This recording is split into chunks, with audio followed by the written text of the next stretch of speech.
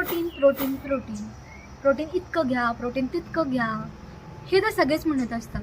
But have you ever thought exactly what is protein? तर नमस्कार, मी Tanvi Patil.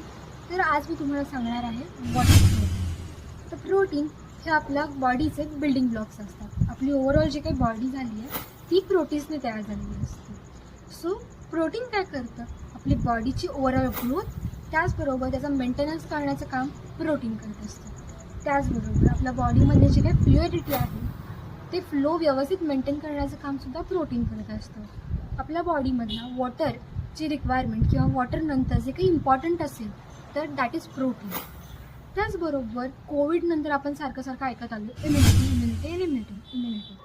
So protein आपली बॉडीची इम्युनिटी इन्क्रीज करते.